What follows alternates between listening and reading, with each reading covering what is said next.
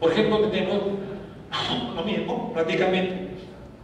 Ubicación, peligro y riesgos son los mismos que hemos trabajado anteriormente, lo hemos identificado. Y luego comenzamos con nivel de control, nivel de exposición, nivel de probabilidad, nivel de consecuencias y el nivel de riesgo. Para lo que corresponde al nivel de control, por favor, siguiente.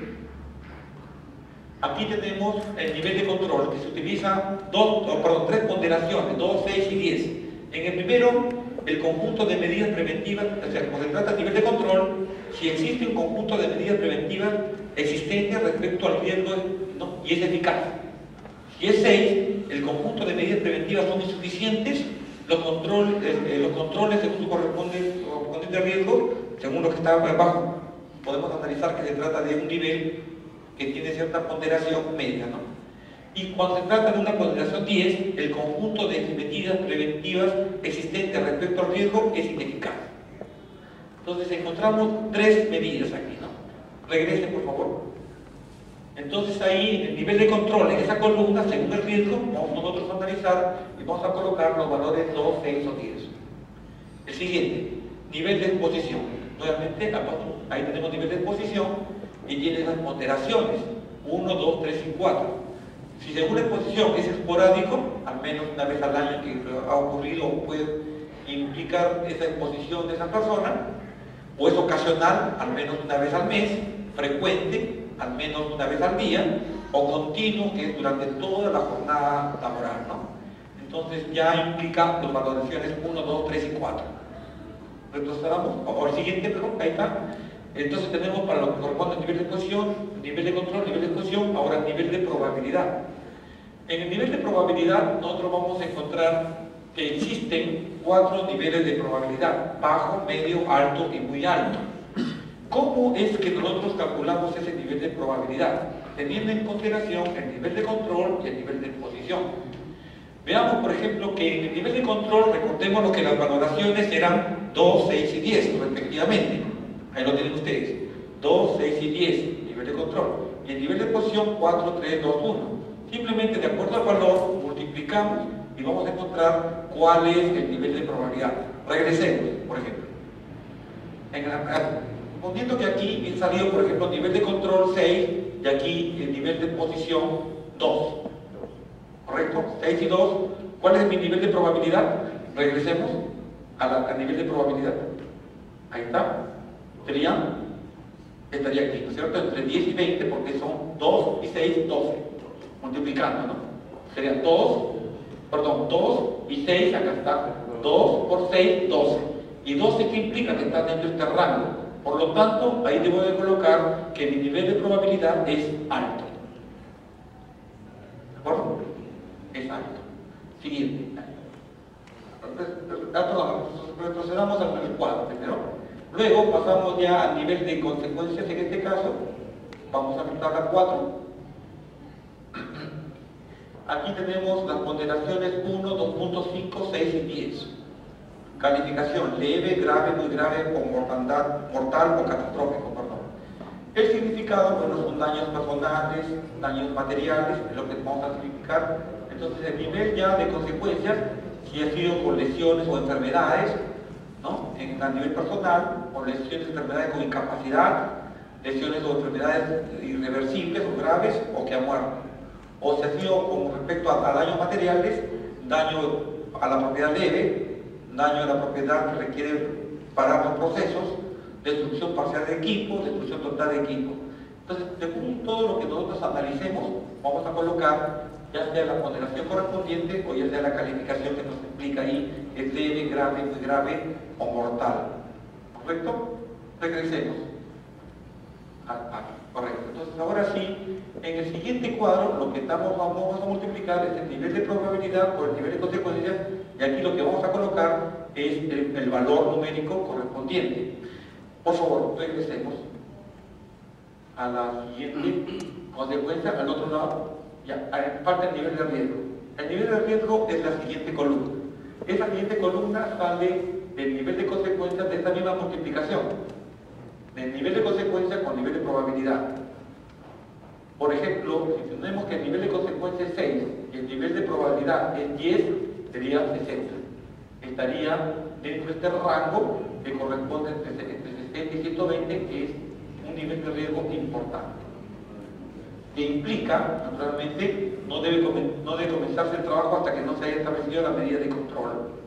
Si se está trabajando, debe controlarse el riesgo lo más pronto posible, ¿no? Es un nivel de riesgo importante. ¿Correcto? Regresemos para que usted lo observe. Aquí, en NP y NC, es la multiplicación de estos dos, como le había dicho, que salió 60, acá salió 60. Y el nivel de riesgo, aquí lo hubiésemos puesto, que es importante. ¿Correcto? Y el control sugerido ya viene a ser según la experiencia y según la naturaleza del trabajo, era lo que tenemos que trabajar específicamente. Pasemos ahora sí. Entonces, todo ello es las dos herramientas, una que identifica, acá simplemente para que observen lo que hemos explicado, ¿no? La multiplicación para cada caso que se da, al nivel de control según cada tabla, el nivel de consecuencia, y el último, que es el nivel de riesgo, que es, ¿no?, que está en la tabla número 5. Son la misma explicación. Continuemos. A este punto quisiera que llegar, pero la norma ISO 18000. Dígame, por favor. ¿Esa ponderación es un estándar? Ya sí, es un estándar. Y se llama el IPER. Sí. ¿Cada programa de seguridad de una empresa no lo hace la ponderación? No, ya está establecido esto de aquí. Sin embargo, he visto, por ejemplo, como por ejemplo Lavabos, que tienen otras herramientas que la complementan. Son dos herramientas que están establecidas y estandarizadas. Estamos hablando de que estas las puedes usar en tu empresa, pero como de acuerdo a la naturaleza de la empresa que pueda tener, yo puedo utilizar otras herramientas más que me complementen o me ayuden a la comprensión. Con respecto a la ponderación, yo digo a eso. No, la ponderación ya está establecida. ¿Sí? Porque sumando todos esos valores nos va a dar los valores correspondientes de alto, muy alto, bajo. Si no, tendríamos que cambiar todas esas ponderaciones, cambian todas las tablas. ¿Eso está en el nivel supremo 216? Sí, es el famoso IPER. Es el IPER, ¿no? Ingeniero, con estas matrices se puede hacer una auditoría, una corrida en blanco en una empresa para poder definir costos y prevenciones. Sí, así es, se puede hacer. Se puede uno ayudar de otros, por supuesto, pero esas son las más importantes. O sea, ahora aquí de repente nos interesa tener la experiencia suficiente para poder hacer la identificación. Ahora, para cada caso ya tenés que ir al campo mismo y verificar en estas evaluaciones de frecuencia, consecuencias, qué es lo que puede ocurrir, e ir evaluando. Para eso está justamente el equipo en este caso de seguridad y salud ocupacional, no de la empresa, que hace justamente ese trabajo. Dos preguntas más. ¿Quién lo realiza el llenado así? ¿Los trabajadores o los días de supervisión? Esa es la primera. La segunda, ¿cuándo se realiza? ¿Por primera vez para hacer trabajo o todos los días? ¿A qué se refiere? Al IPER. No, este es un trabajo constante, pero sí se tiene que desarrollar frecuentemente, ¿no? Es decir, dependiendo de la naturaleza de la empresa, yo puedo desarrollarlo una primera vez y de ahí luego puedo desarrollar unos trabajos de supervisión en la cual me va a permitir que van a ir apareciendo nuevas, ¿no? En la cual tengo que ir agregándolas, o hay algunas que ya son muy significantes que tengo que ir quitándolas. El por qué se tiene que establecer bajo una documentación. Pero básicamente uno tiene que seguir todo un trabajo de mejora constante. Ahora, todo depende pues, del tipo de la empresa y cómo ha establecido su supervisión, en este caso en particular. Porque cada supervisión implica una modificación en todo caso. ¿No? ¿Alguna otra pregunta? Ingeniero, dígame, ¿este material nos lo va a hacer llegar a usted? Sí, definitivamente. El problema que se ha suscitado es de que yo estuve enfermo y no pude mandar a tiempo el material.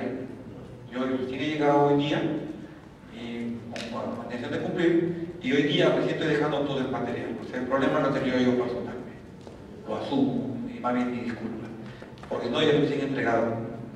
Más bien, ya la empresa le estará entregando a usted el material impreso o seguramente digitalizado. Pero sí les estoy entregando el material para que lo entreguen a ustedes todos. ¿Toda la exposición? Toda la exposición. Ingeniero, Entonces, según el nivel de la empresa, se debe plantear al director a la gerencia de la empresa la contratación de un supervisor de seguridad y salud ocupacional.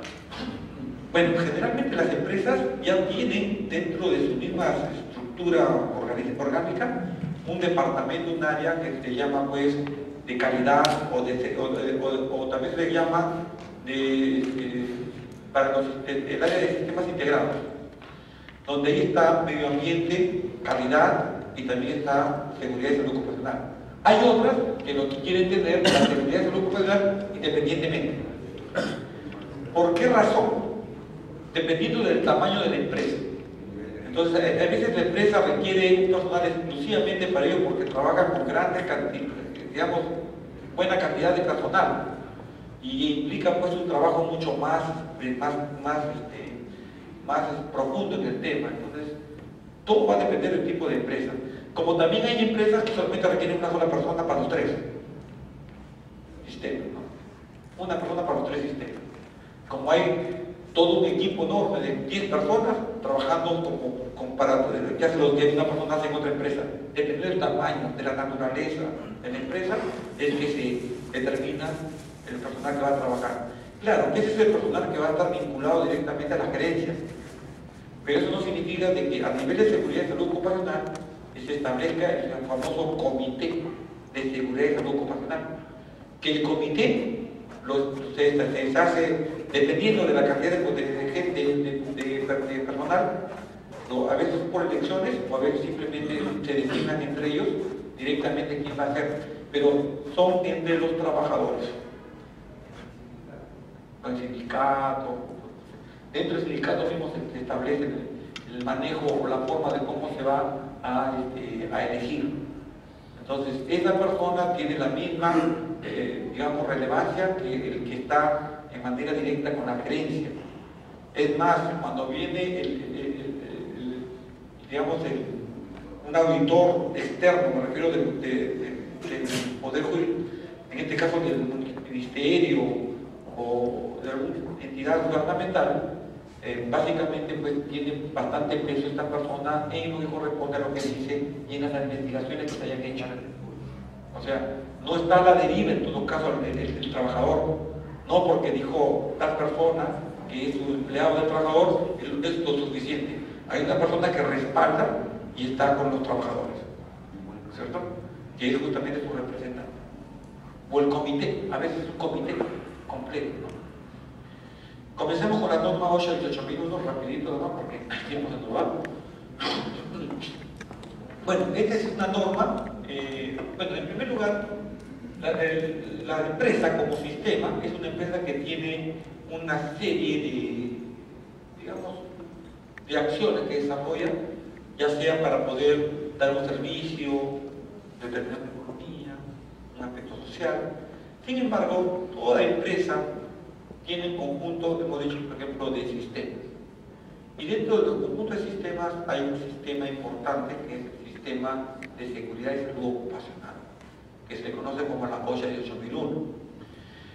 Van a ver ustedes, por ejemplo, que en un modelo de empresa hay un sistema que nos permite pues, tener y controlar el personal, manejar los recursos, el medio ambiente, los procedimientos, la normatividad. Todo eso se conoce como gestión. Los recursos y manejo de todo ello se establecen a partir de una gestión apropiada. Pero cuando estamos hablando como personas, estamos hablando también no solamente del hecho de que cómo ellas van a servir dentro de la empresa, sino cómo ellas también están desarrollándose como personas dentro de la empresa.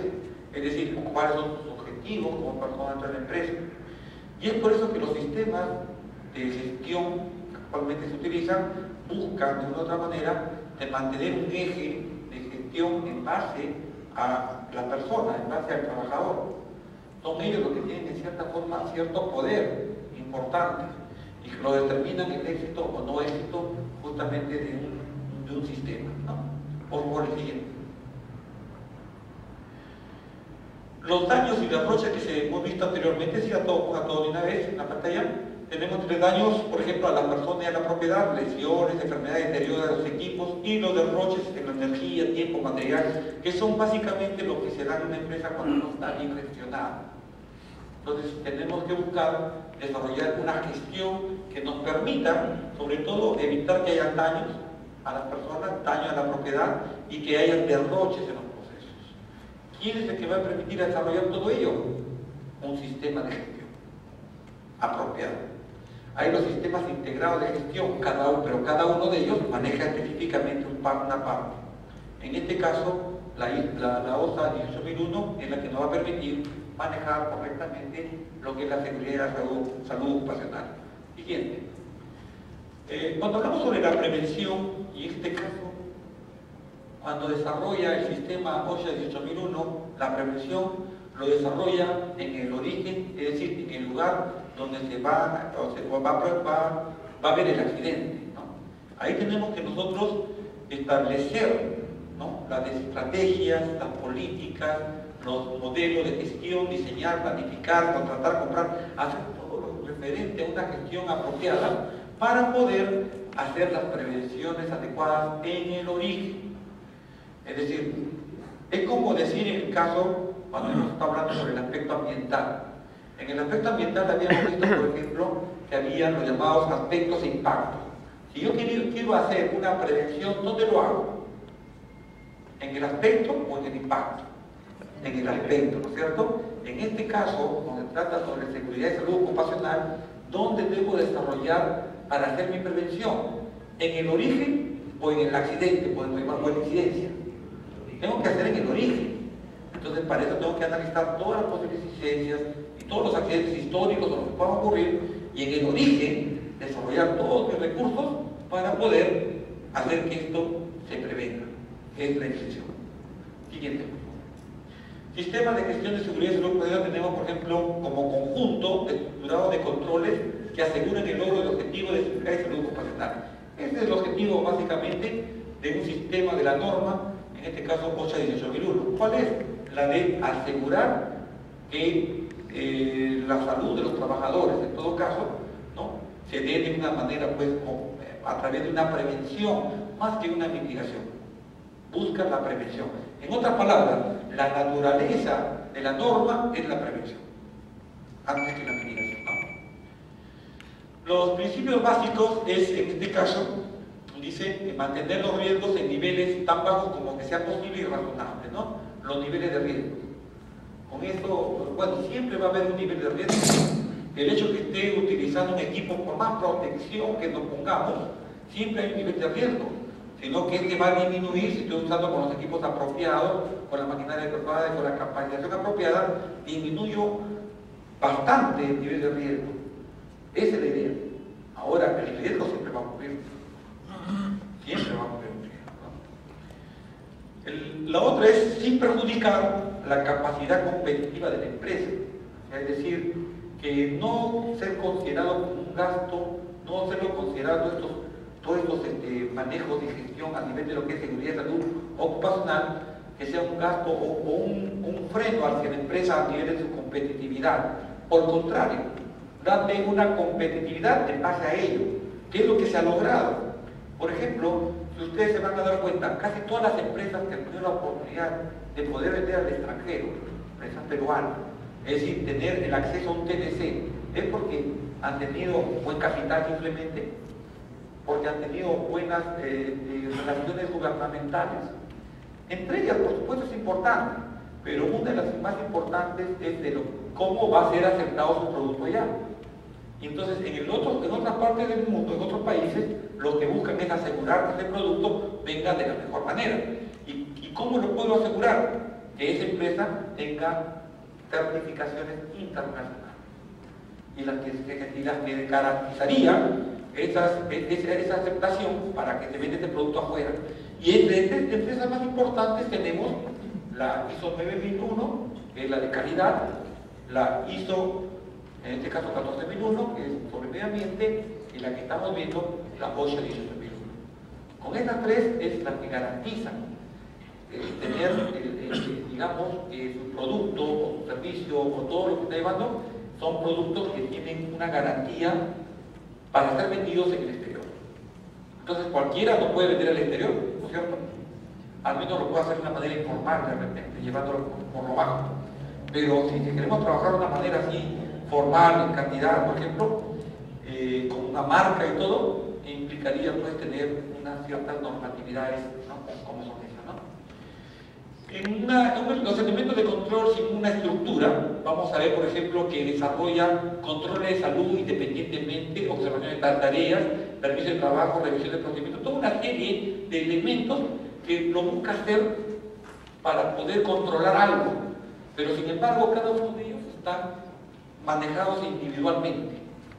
Muchas veces en un área, por ejemplo, los controles de salud no tienen nada que ver con la campaña de seguridad o con la capacitación y entrenamiento, etc. Es decir, en una empresa, cuando se desarrollan este tipo de acciones de una manera no estructurada, es decir, cada acción está en forma independiente, eso implica pues de que hay un problema. Un problema que a la larga no vamos a poder medir realmente cómo que la empresa pueda tener el máximo rendimiento. Entonces, ¿qué va como consigo? La siguiente, por favor. Ya a través dentro de una estructura podemos encontrar de que se puede organizar nuestros respectivos elementos de una manera mucho más aprovechada, que puede aprovechar mejor, perdón. Y para eso necesitamos tener una herramienta que permita lograr la mejora continua. Aquí este diagrama nos establece una pirámide y tenemos también el círculo de mejora continua alrededor. ¿Qué implica todo esto? Implica, por ejemplo, que vamos a establecer una política. Vamos a desarrollar a través de esta política unas acciones dentro de mis procesos y dentro de las tareas para poder manejar mejor todas nuestras acciones o actividades en mejora pues, a la salud ocupacional. Y todo esto naturalmente a través de una mejora continua. Vamos a observar, por ejemplo, que debe haber debe ser elaborada de acuerdo a las circunstancias de la empresa, es decir, la empresa, no toda empresa debe tener las mismas características que otras, así que tiene que estar a la medida de la empresa en particular. Por lo tanto, un sistema cuando se adopta tiene que adecuarse a las características de la empresa. No podemos, como quien dice, hacer una réplica de otra empresa idénticamente como lo hizo, lo vamos a hacer nosotros. No, porque cada empresa es independiente, cada empresa tiene sus propios elementos, ¿no? Y por lo tanto tenemos que elaborarla de acuerdo a esas circunstancias, adecuada para conseguir objetivos estratégicos y técnicos. Cada empresa tiene sus propios objetivos estratégicos, ¿no? Y por lo tanto tenemos que adecuarlo en base a ello, y con enfoque estructurado y lógico, ¿no? Cuando digo enfoque estructurado y lógico, implica de que la información que se va a manejar al interior con respecto al tema de seguridad y salud ocupacional nos permita pues tomar decisiones y que sirven todos los momentos del proceso cíclico de mejora, que inclusive ya cuando vaya a lo que es la acción de actuar por parte de la gerencia general, desarrolle pues las mejoras pertinentes, ¿no? en todo momento, ¿no? Por favor, el siguiente. El sistema de gestión de seguridad y salud ocupacional, por ejemplo, tenemos que la puesta en práctica de un sistema de gestión no supone una reducción inmediata de los incidentes o accidentes ni las enfermedades laborales. Eso sí hay que tomarlo en cuenta, ¿no? Cuando vamos a desarrollar y vamos a implementar un sistema de gestión de una empresa, no significa que de forma inmediata se va a tener que reducir al 100% todas las incidencias o accidentes que puedan anteriormente haber estado generando. Pero sí tenemos que tomar en cuenta que es un instrumento que sirve para alcanzar ese nivel de actuación que se propone la empresa en un tiempo corto, ¿no? Es decir, a medio año, un año, ya se tiene que tener resultados favorables, ¿no? Siguiente. La actuación entre un sistema de gestión de seguridad y salud ocupacional está dividido en tres partes: un precontacto, contacto y un postcontacto. En un precontacto, la intención es reducir la frecuencia de ocurrencia de los eventos. Que quizás es en los primeros meses de inicio, que es un precontacto. Para eso vamos a establecer cuáles son las faltas de control, las causas básicas, las causas inmediatas. Ya en contacto vamos a analizar básicamente las incidencias, ¿no? Aquellas barreras y defensas que nos permiten manejar las incidencias, ¿Por qué hay esa incidencia? ¿En qué consiste esa incidencia? ¿En qué área frecuentemente se da esa incidencia? ¿No? Entonces ya tenemos un contacto con las incidencias y por lo tanto hacemos un análisis de riesgos en base a ello. Y por supuesto la reducción de la gravedad, es decir, la reducción de las pérdidas, si es que en un momento determinado pueden ocurrir esas incidencias y convierten en accidentes, ¿no? El siguiente, por favor. ¿Qué es la OSHA 18000? Es un estándar voluntario, o sea, no es una norma, digamos, que uno lo asume de manera, pues, a nivel gubernamental, aunque le voy a explicar esto en estos momentos. Ustedes saben que el año pasado, ¿no?, se acaba de la norma sobre lo que es seguridad y salud ocupacional a nivel peruano, o sea, no la norma OSHA, sino lo que es la ley de seguridad, ha cambiado, ¿no? Esta ha cambiado, y si ustedes han tenido la oportunidad de leerla, esa norma es idéntica a la norma OSHA 18000. Es decir, todos los acámenes que exige la norma OSHA 18001, ahora lo va a comenzar a exigir la nueva ley de la ley peruana sobre seguridad y salud ocupacional, que ha sido el año pasado, ¿no?, ya establecida, aunque todavía falta reglamentar. Pero según la ley ya está dando todo, está involucrando de que todas las empresas por ley tienen que implementar un sistema de gestión. Claro que en todo caso, si yo soy una empresa y yo quiero, me está diciendo la norma legal que tengo que hacer mi sistema de gestión, y por otro lado veo que hay la OSHA 18001, significa que yo haciendo mi sistema de gestión estoy cumpliendo la 2. ¿Cierto? En cambio, anteriormente, sí, la norma peruana era exigente, pero no decía, pues, que tenía que tener un sistema de gestión, pero sí tenía que presentar cierta información, tenía que tener ciertas formas de manejo de la información, cómo se tenía que manejar la información. Sí se establecía, igual, sigue siendo lo mismo, pero ahora implementando un sistema de gestión prácticamente. Esto ha permitido, o está permitiendo actualmente, de que las empresas, casi la mayoría, estén buscando digamos, acondicionarse a la OSHA 18001, porque básicamente acondicionándose a ella estarían cumpliendo la norma peruana, ¿no? Bueno, aquí nos dice que también tomó es un estándar voluntario, por supuesto, tomó como base la norma de British Standards 8800, una norma inglesa. Fue desarrollada por las principales certificadoras del mundo. Actualmente la OSHA, igual que todo lo que corresponde a la ISO, son a partir de instituciones en las cuales muchos países han colocado estos, digamos, han participado para poder desarrollar estos estándares internacionales como parte de un convenio para poder mejorar las respectivas relaciones comerciales entre país y país, ¿no? Se busca asegurar el mejoramiento de la salud y seguridad en el lugar de trabajo. Bueno, es básicamente la OSHA 18000. Por favor, el siguiente. Se puede aplicar a cualquier empresa sin importar su actividad, el número de empleados, los productos y los riesgos. O sea, para cualquier tipo de empresa yo puedo aplicar la norma. Usted define hasta dónde va. Eso depende naturalmente ya de la empresa, ¿no? Esta norma es la de seguridad y salud ocupacional, no es de seguridad de productos. O sea, hay que diferenciar.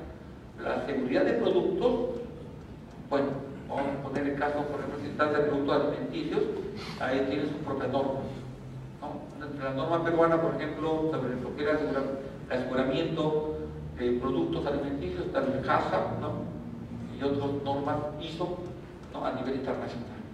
Pero lo que es para seguridad y salud ocupacional es la OSHA 18001. Dice, la OSHA 18001, cuando uno se certifica, es decir, cuando uno le trata de implementar, puede llegar a un nivel de certificación. ¿Qué significa llegar a un nivel de certificación? Yo puedo iniciar mi implementación, comienzo a establecer todos los requisitos que me exige la norma, lo comienzo a desarrollar dentro de la empresa, y va a llegar un momento va a llegar un momento determinado en el cual voy a pedir de repente a una empresa certificadora para que verifique mis procedimientos y si está de acuerdo, me da un certificado internacional, que es el certificado de la OSHA 28001. Muy bien, este certificado es el que nos permite decir que nos da un nivel de competitividad con respecto a otras empresas que no lo tienen, ya que nos permite pues nuestro producto enviarlo a otras partes del mundo, ¿no? Inclusive a tener, cuando una empresa tiene un sistema integrado de gestión con todos los certificados dichos, en este caso es 9000, 14000, 28001, hay muchas instituciones financieras en las cuales le dan o prestan dinero a crédito bien blando. Entonces eso le da un nivel también de competitividad.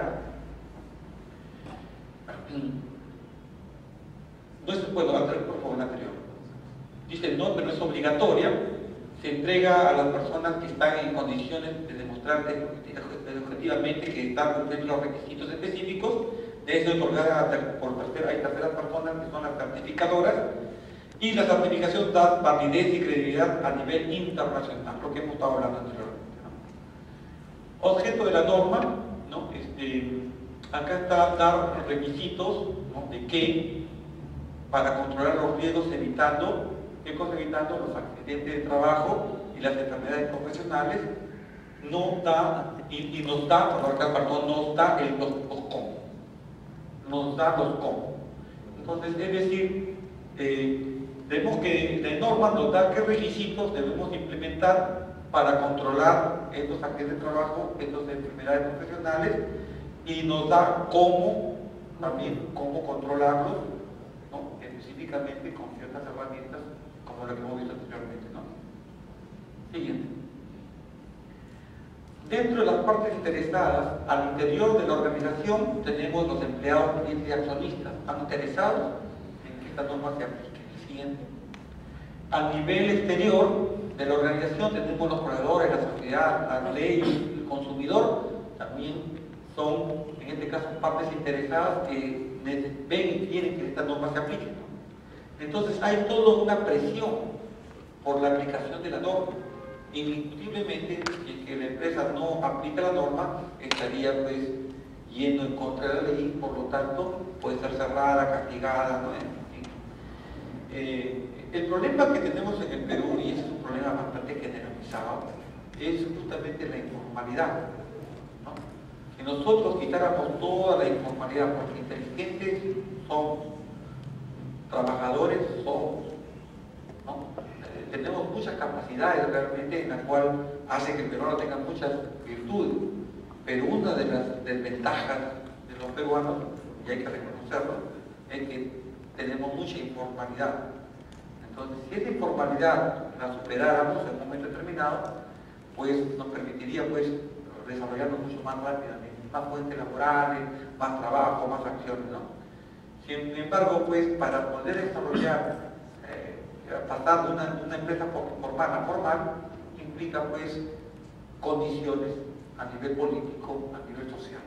Eso ya es otra cosa, nosotros no estamos todavía a ese nivel como para controlarlo, mejorarlo, ¿no? Siguiente, por favor. Bueno, ¿en qué se basa el sistema de seguridad y salud ocupacional? En controlar justamente los peligros, las fuentes específicamente, es decir, el peligro de encontrar cuál es la fuente y controlar la fuente. Siguiente. Los riesgos, ¿no? Y las consecuencias, analizar las consecuencias para poder considerarlos y analizarlos. Siguiente. Y entre peligro y riesgo, pues la idea es identificarlos, los riesgos, evaluarlos y controlarlos. Es lo que la base de un sistema de seguridad y salud ocupacional. Siguiente. Y las consecuencias, naturalmente, ver los daños en la salud, en la propiedad, para poder evitar los accidentes de enfermedades y en todo caso la indemnización, que muchas veces es un problema bien grande para la empresa, ¿no? Porque indemnizar a veces por parte de la empresa es una cantidad muy fuerte de dinero. Imagínense que tienen que indemnizar a 10 trabajadores por algún problema de salud ocupacional o laboral, por una enfermedad laboral, y que al final de cuentas pues eso implique pues una gran cantidad de dinero que luego la empresa, sí, bueno, pues algunas pueden estar en condiciones de hacerlo y otras no, pero de una u otra manera merma en su acción, ¿no? En su accionar. Entonces, para evitar todo eso, bueno, pues la norma nos permite desarrollar todo el cómo para poder evitar que estos daños o consecuencias ocurran, ¿no? Por favor, sigue. La estructura del sistema se basa en el proceso de mejora continua, y el proceso de mejora continua es un proceso de constante desarrollo. Es decir, primero hay que establecer lo que se llama una política de seguridad y salud ocupacional. La política, ustedes van a encontrar, vamos a explicar más adelante con detalle, pero ¿qué viene a ser una política?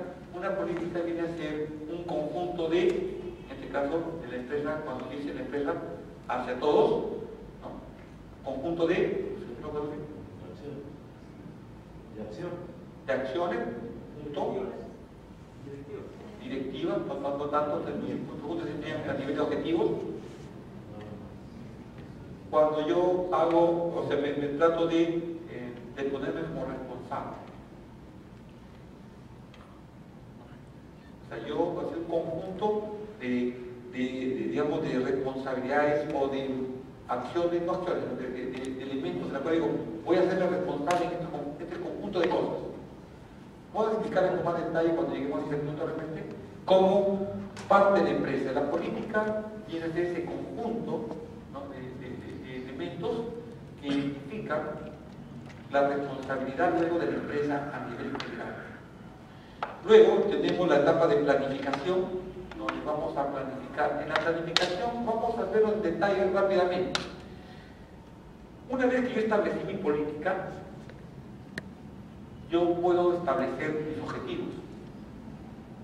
¿Qué es un objetivo? Un objetivo es algo que yo deseo alcanzar. ¿Pero en base a quién? En base a un horizonte que es mi política. Si mi política yo establezco que esto es lo que yo realmente pretendo, ¿no? En forma general, cuando yo establezca mis objetivos, estableceré mis objetivos a los que yo quiero llegar. Luego de establecer mis objetivos, debo establecer mis metas. ¿Qué son las metas? Las metas son objetivos mucho más específicos o también llamados objetivos mensurables, donde dentro del objetivo se establece ya en qué lugar, cuándo, cómo, en qué hay una variable inclusive de control de lo que yo quiero llegar. Entonces, si yo tengo objetivos generales, yo puedo establecer metas para alcanzar mis objetivos. Y ya cada meta tiene sus propias acciones.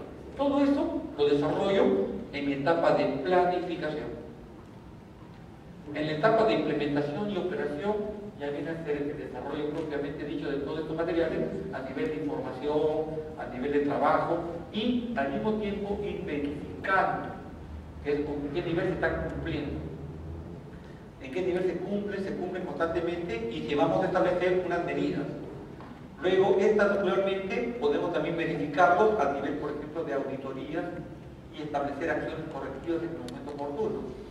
Y por último, se va a una revisión por parte de la gerencia, que es el actuar, en la cual aquí me permite establecer, digamos, ya el proceso de mejora. Entonces, la P de la estructura de la mejora continua está relacionada con planificación, podemos colocar lo que se trata política y planificación. Estos dos es parte de la planificación de todo el proceso de mejora continua. El H es de hacer, es implementación y operación. El B de verificación y acción correctiva, con respecto a ello, y el A de actuar, ¿no? Revisión por parte de la gerencia. Vamos a analizar cada uno de ellos de forma rápida. Primero la política, por favor.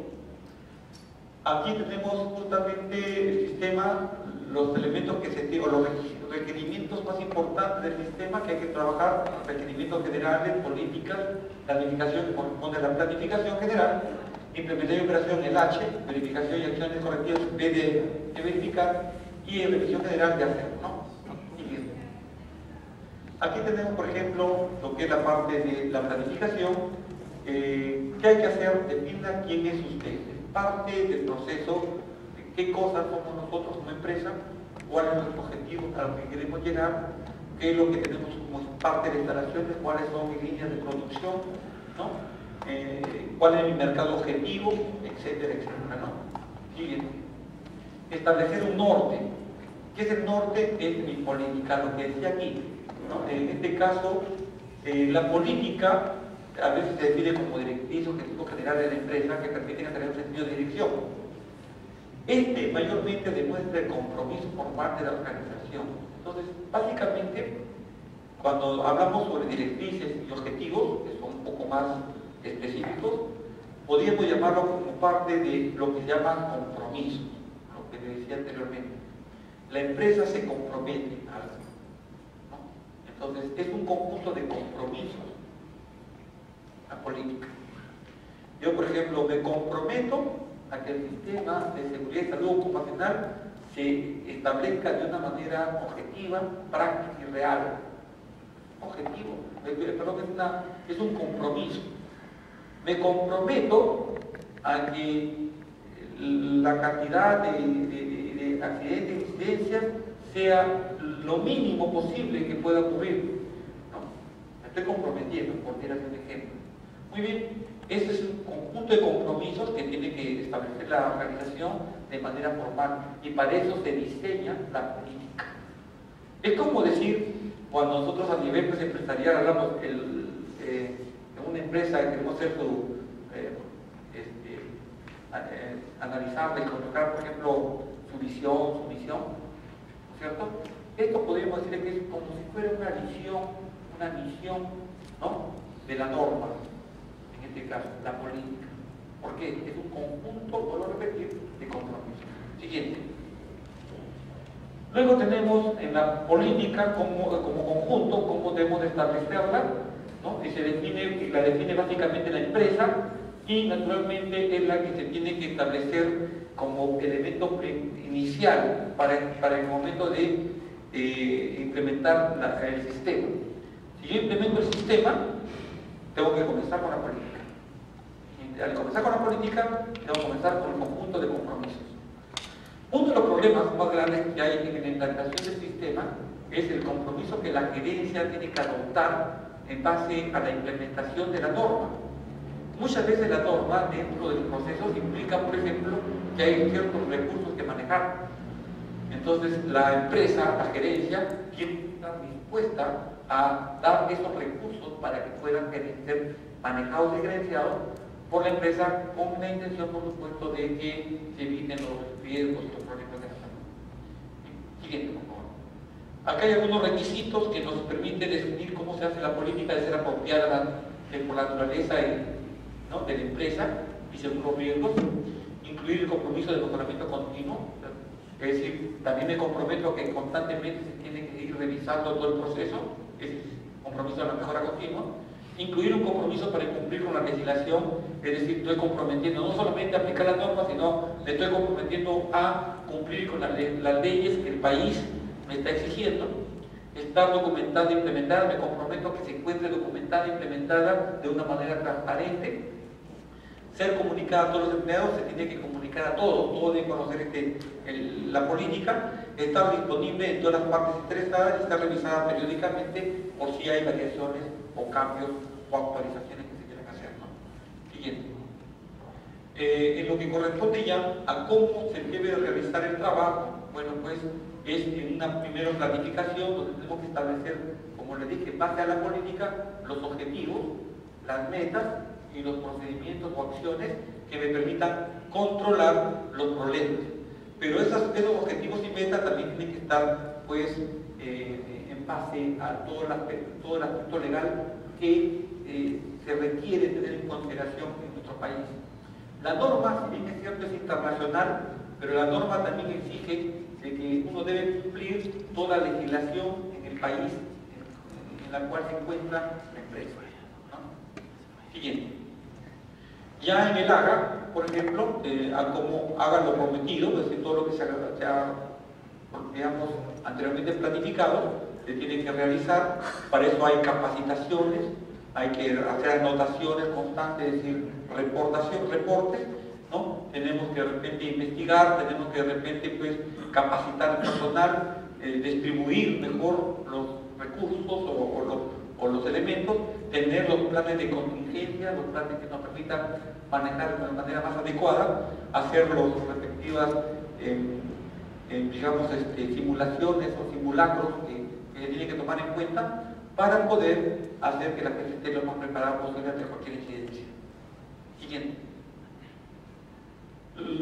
B, en la parte de la verificación y corrección correctiva, lo logró. ¿Cómo lo logró? Para esto tenemos que trabajar con ciertos indicadores, ¿no? Constantemente, que son indicadores de desempeño, en este caso en la Secretaría de Salud Ocupacional, para verificar en qué nivel de cumplimiento estamos teniendo en cuenta con respecto a los objetivos planteados. Entonces aquí vamos a encontrar de repente algún tipo de problemas que se nos dan frecuentemente, como por ejemplo problemas ocupacionales, me refiero pues incidencias o accidentes, que también tengo que registrarlos y tenerlos listos como para poder tomar luego una decisión. Siguiente, por favor.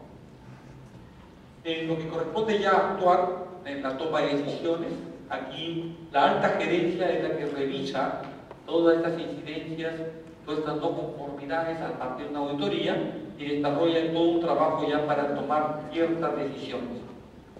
En base, por supuesto, a quienes también están ayudándole en el trabajo de resumir esta información, hay propuestas, por supuesto, y la intención es que se pueda pues hacer mejoras con respecto a todos los problemas que puedan incurrir en el trabajo, ¿no? Esto es parte naturalmente de la acción de lo que es la alta gerencia. Siguiente, por favor. Bueno, luego ya tenemos la implementación del sistema, donde tenemos que identificar qué falta, qué tiene que agregar, qué se tiene que tener en cuenta en los diferentes estamentos o partes de los procesos. Y por último, a ver, siguiente.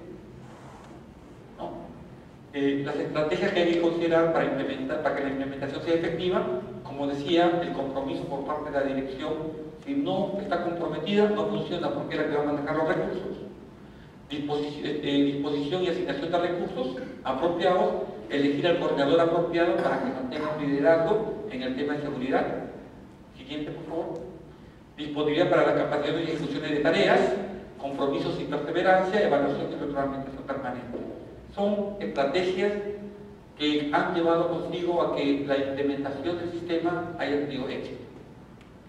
Siguiente, por favor.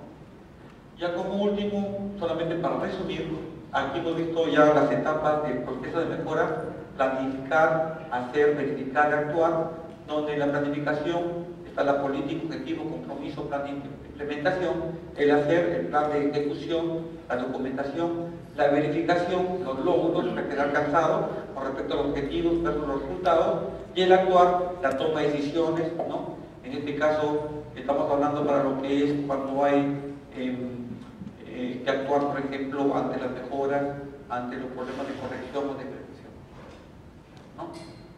¿Alguna pregunta hasta aquí, señores? Porque hasta aquí es un poco.